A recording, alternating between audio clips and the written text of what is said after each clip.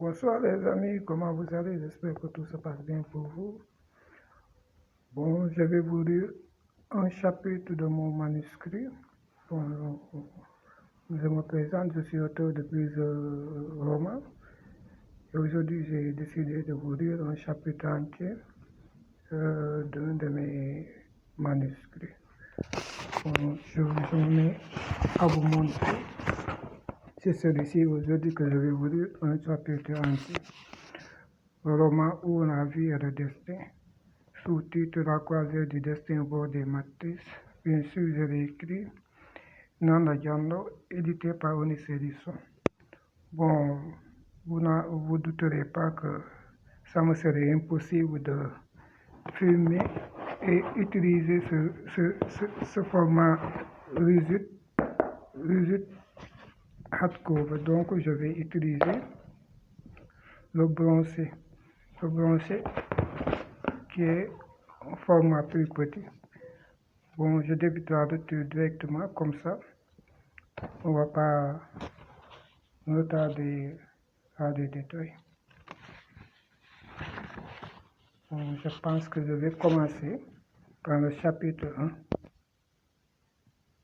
Chapitre 1. Tout s'exorbitait au fond de mes émotions. Ainsi je comprenais la vie est un destin et le destin un roman. En effet, il m'avait semblé depuis toujours retenir les couleurs que j'essayais de regarder dans mes espoirs. Et maintenant je sais que tous ces couleurs n'existaient seulement que dans mes fortes désirs qui les imaginaient. Car encore, la vie est un destin et le destin un roman. J'avais vu naître la solitude et j'avais rompu le silence pour s'y fermer de nouveaux pas sacrés. Des fois, je cherchais longtemps faire la vie qui avait pris la forme des plus obscurs. Mais en un certain temps et aux jours naturels, on pouvait se foutre du destin et croire au roman. En fait, de cette possibilité, je me dépannais de là où m'avait laissé un monde insensé, où mes ressentis n'étaient que tumulte et angoisse. Désormais, je pouvais mener ou juste rire le destin, sans vraiment dire ces phrases. En plus, tout ce que pouvait dire la vie, tout ce que pouvait montrer le destin, n'était et ne sera que le but et le sens. Mais que serait le but de Moussé Zakareni? Après m'avoir fait le récit de sa vie quand on s'était croisés à la cafétéria de la vieille usine où on travaillait tous les deux. N'est-ce pas? Car j'étais sûr qu'il ne sortait de sa bouche que les ruines d'un roman entre lui et Rosiane.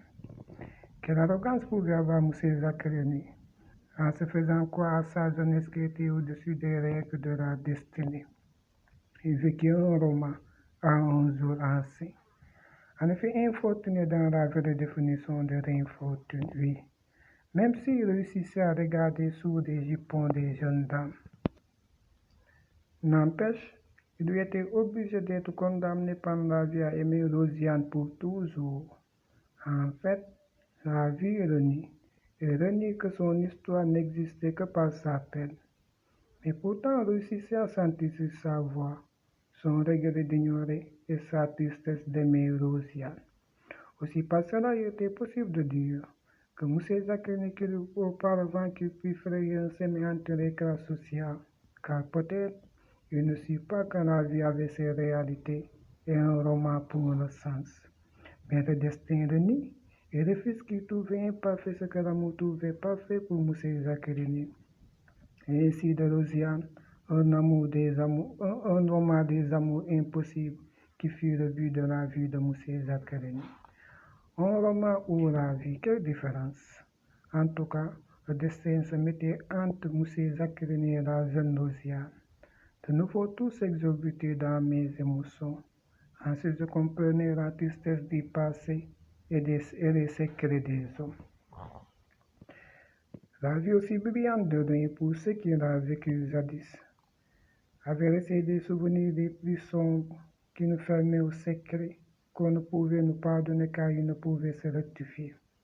En effet, si seulement M. Antonio pouvait se libérer du ténèbre qui le rongeait dans l'âme, qui n'était plus un secret, sauf Henri, car il n'avait jamais su que tout le monde connaissait son histoire dans le quartier.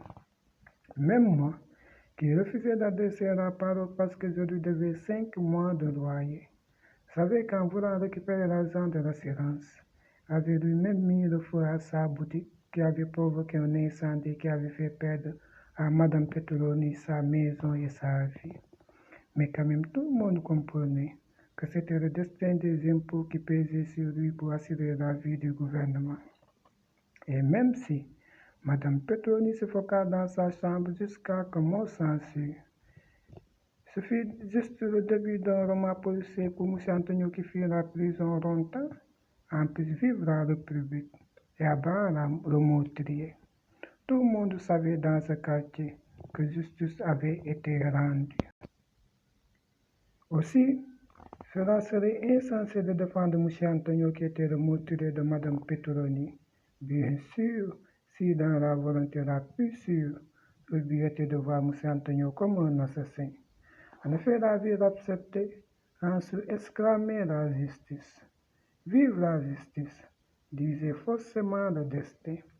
Hélas, M. Antonio, dans le silence des regrets et le calme des secrets qui s'imposaient en lui, aurait bien préféré entendre par sarcasme « Vive les taxes » qu'aux ruines de l'assassin. Mais c'était sa vie et son roman. Tout cela n'était que pour une prédestination des plus funèbres. Certainement, M. Antonio craignait forcément de passer du même que moi. En effet, je me rappelais de ces moments où tout s'isolait au fond d'un espace sombre de mon cœur qui était le passé. Cette même passé qui se vivait du présent se secouant par des malheurs du monde comme ceux de M. Antonio. En fait, si je me lamentais du présent, même si je niais d'aimer, ce jour avant que j'avais la certitude ne me donnerait que déception et colère. Je doutais quand même de l'échec et du destin de l'échec. J'étais convaincu de sa chute. Ainsi, je savais que demain, je serais parmi les décors de la vie, en étant un décor d'un roman. Car la vie est une histoire, un souvenir.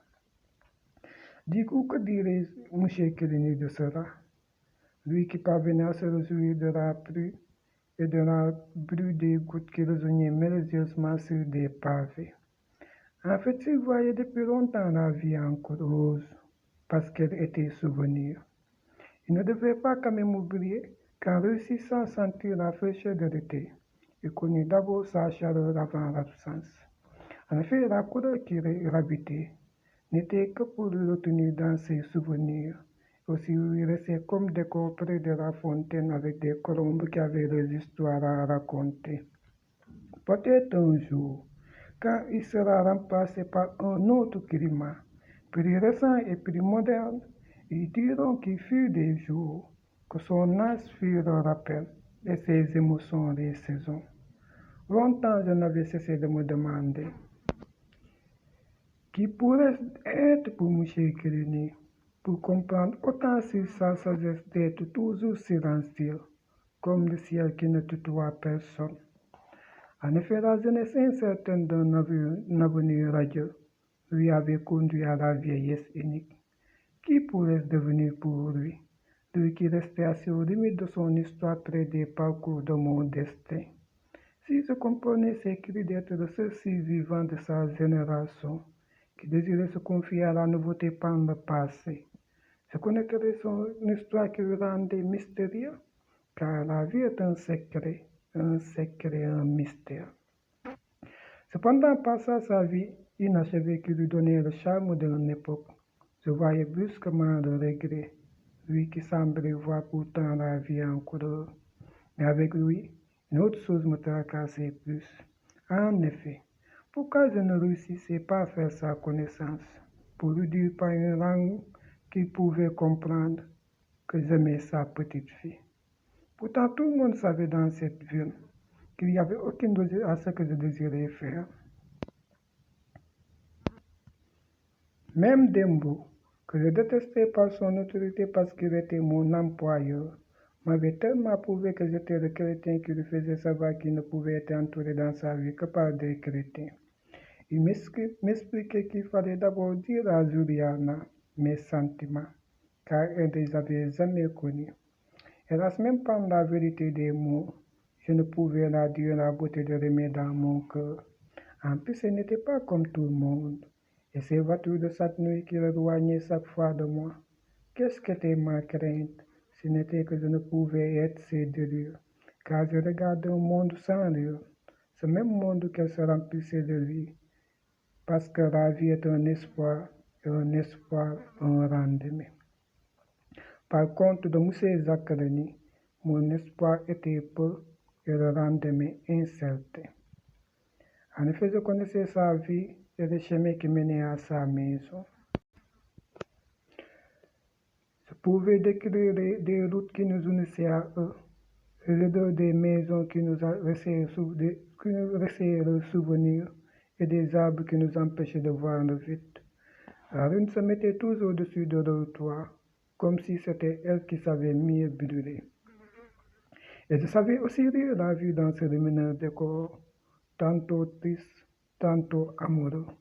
Bref, ce que je détestais dans ce quartier qui était mon désespoir, ce n'était pas ces ans qu'un espoir sans roman avait donné des rendez-vous sûrs dans des foyers gays, mais plutôt ce matelot avec sa belle voiture qui venait la chercher, et Rudin qui me regardait toujours avec les mêmes yeux. En fait, je savais qu'il me détestait le chien de Moussé Pasquenerie.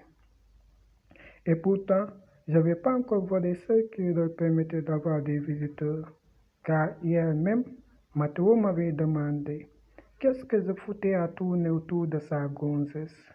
En fait, c'était un raccourci, ce Mathieu qui avait suivi la régénération des mots dans la nouvelle génération, comme la musique qui s'unit à chaque décennie. Sacré connard que le destin pouvait nous donner. Il regorgeait beaucoup d'avarisme dans l'incompréhension de ce qu'il pouvait obtenir et perdre. Quelle ignorance pouvait-il se vider en voyant seulement des choses? En fait, la vie est une sens, un portrait. En fait, je connaissais le chemin qui menait à sa maison. Je pouvais décrire les rues éclairées par des rampes et ce fameux jardin bâti dans les années 30 par la jeunesse en couple pour juste mémoriser les amours de ce temps. Quel sens avaient ces nouveaux jeunes avec ce jardin que chaque fois que je comptais les visages parmi ceux qui s'asseyaient sur des bancs publics, en fait, une personne comme moi habitée à la solitude des nuits ne pouvait s'abstenir à remarquer toute cette beauté. Cependant, elle se mettait à refuser tout cela, en craignant juste de ne pas avoir assez de sens pour être le portrait de tout cela pour elle. Car même hier, Mathéo m'avait dit, je ne pouvais rivaliser avec sa fortune juste avec un amour des plus typiques.